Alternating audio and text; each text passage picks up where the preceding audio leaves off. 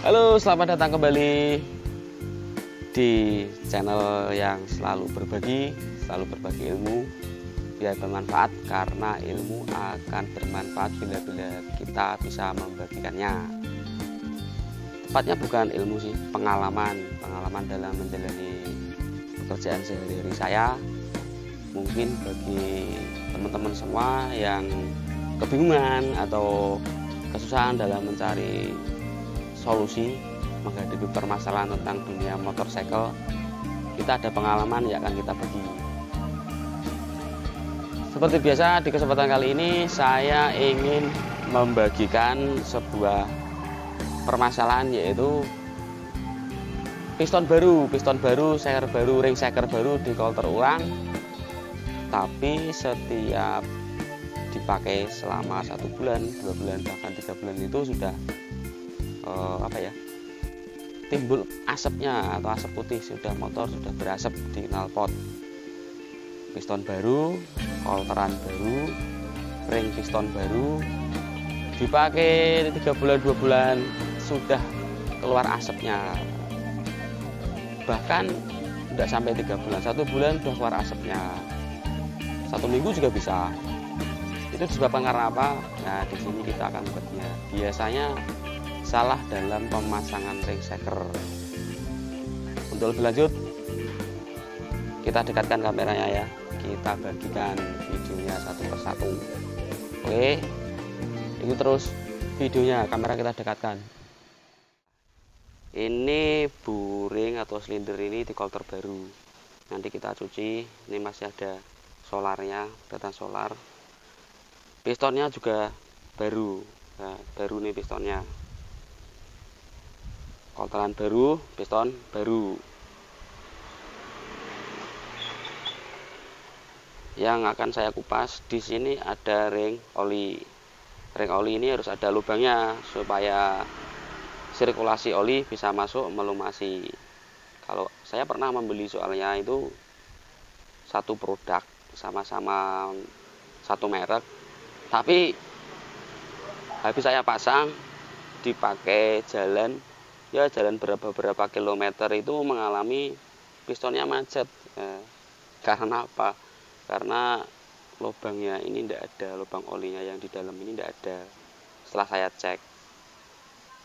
Nah, itu bukan kesalahan saya, tapi kesalahan pabrik cetaknya atau pabrik yang membuat piston lah lebih tepatnya. Di sini ada ring oli, yang kedua ini ring kompresi, yang pertama ini juga ring kompresi. Karena ini piston untuk motor harian, lebih tepatnya bukan desain piston racing, itu ring shakernya pakai 3. Kalau piston yang motor-motor special engine atau motor-motor SE itu pakai 2 ring piston saja. Yang pertama itu kompresi, yang kedua ring oli. Nah, berhubung ini motor harian, secara materialnya pun beda, bahan produknya itu beda, makanya dia dipakai piston 3, karena dia dianjurkan dipakai buat harian, diajar terus menerus. Ya, ini pistonnya, kita akan buka ringnya ya. Ini masih ada di sini.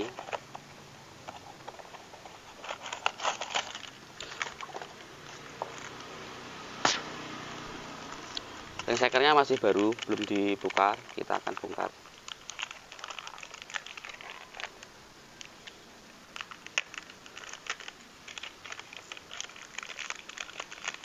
Nah, kita akan buka. Di sini sama ini ada 3 ring, tapi yang ring oli itu dibagi menjadi 3, yaitu ring yang pertama itu membawa oli, yang kedua ring menurunkan oli. Jadi piston itu kan gerakannya kan naik terus turun. Nah, yang pertama itu membawa oli ke atas, yang kedua itu membalikan oli ke bawah. Itu fungsi ring oli. Sedangkan yang ini adalah ulir keluarnya oli dari lubang piston tengah tadi. Oli keluar di sini ya. Nah, keluar di sini. Kelihatan nggak mas? Kelihatan ya. Ini ring oli. Yang kedua ring kompresi ya. Ini ring kompresi. Kok warnanya beda mas? Ini untuk membedakan saja, membedakan bahwa ini ringnya berbeda. Kok beda? Bedanya di mana? Bedanya di sini mas. Yang di sini terasa lembut, yang di sini itu kasar, tajam lah. Ini tajam ini kasar. Lah, yang biasanya teman-teman itu motor mudah sering terjadi berasap atau dalam waktu pemakaian jangka 2 bulan, 1 bulan, bahkan 3 bulan itu sudah berasap. Itu yang jadi kendala itu dalam pemasangannya mas ya. Pemasangannya ini tuh harus bener-bener teliti. Soalnya saya beberapa membongkar, ya bukannya beberapa, banyak lah yang banyak membongkar itu pemasangan ring kebalik. Biasanya hadapnya sudah benar, cuman pemasangan antar dua ring ini kebalik. Kok bisa mas kebalik? Ya bisa kebalik dikarenakan ini ring oli saya taruh. Kita bahas ring kompresi. Nah, di ring kompresi itu pemasangan yang pertama, ring yang ada di paling atas ini itu adalah ring yang lembut mas. Kalau diginikan itu lembut, dia tidak keras, tidak apa ya, dalam bahasa Jawanya landep lah, tajam, tidak tajam. Tulisan ini menghadapnya ke atas. Ini ada tulisan mas, ini oversize 50 150 ya, 150 karena ini 150, kelihatan kan, 150. Yang tidak tajam ini di nomor 1. Yang tajam, kalau diginikan tuh tajam mas ringnya, itu ada pada nomor 2. Nah, biasanya itu kebalik, yang tajam ini itu nomor 1, yang lembut nomor 2. Alasannya begini mas, alasannya itu yang pertama ini lembut, jadi ketika kita memasang ring piston itu masuk ke dalam linernya, ke dalam rumah silindernya, ke sini, yang lembut ini mencari jalan mas. Istilah bor itu depannya itu bukan begini ya, agak runcing. Nah, jadi masuknya itu mudah. Yang kedua ini mengencangkan kompresi karena ini tajam. Kalau ini dipasang di bagian nomor 1, otomatis akan langsung diasah mas, antara dinding silinder ini sama ring ini akan beradu, karena posisinya ini itu tidak apa ya, tidak lembut, dia tajam mas. Kalau diginikan tajam mas, seperti pisau ini mas. Nah, secara tidak langsung itu bisa cepat menghabiskan liner mas. Nah, kalau cepat menghabiskan liner, otomatis rumah liner kemakan. Nah, kalau rumah liner kemakan pastinya akan mengakibatkan kelonggaran pada rumah silinder. Nah, itu yang cepat mempermudah keluar asap atau keluar keluk ya, keluk putih, asap putih di knalpot itu karena oli kebakar di bawah naik. Biasanya masalahnya seperti itu.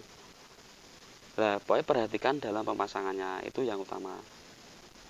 Yang kedua, pemasangan ring piston mungkin teman-teman sudah tahu semuanya. Untuk pemasangan itu dibagi mas, karena tiap ring ini ada celah. Nah, ini antar celah ini tidak boleh ketemu intinya lah. Yang satu mungkin di sini, nanti yang ring bawahnya itu di sini. Pokoknya jadikan berlawanan ya, jangan saling ketemu. Ada ukurannya mas, tidak ada ukurannya, semakin jauh semakin baik. Nah, setelah langsung gini, nah, sama. Nah, ini kan jauh mas, kalau ketemu begini itu otomatis kompresinya hilang mas, kompresinya hilang, tidak bisa kuat kompresinya. bahkan nanti susah nyala dan sebagainya. Sama juga seperti ring oli. Ring oli ini ada celahnya juga, Mas. Kalau celahnya ini dipasang ketemu gini, ya otomatis motormu berasap, keluar asap putih. Itu sederhananya seperti itu. Di sini tidak ada ukurannya. Kalau ada yang pakai teori itu harus dikasih jarak berapa derajat, tapi lebih baiknya kalau saya itu ya 90 derajat, jauh. Pokoknya berlawanan, yang satu di atas ya yang satu di bawah. Kalau yang satu di samping sini ya satunya juga di samping sini. Tapi selalu diingat, ring yang nomor 1 itu lembut ya, untuk ring yang nomor 2 itu tajam atau kasar. Yang paling penting itu supaya motormu itu bisa keluar tenaga bisa maksimal, yang pertama, yang keduanya bisa lebih awet, tidak mudah keluar asap putih pada knalpot. Seperti itu ya Mas ya. Mungkin bisa dicerna, bisa dipahami penjelasan sepele dari saya. Karena hal-hal sepele seperti ini jarang diperhatikan untuk teman-teman mekanik yang lain, khususnya seperti itu.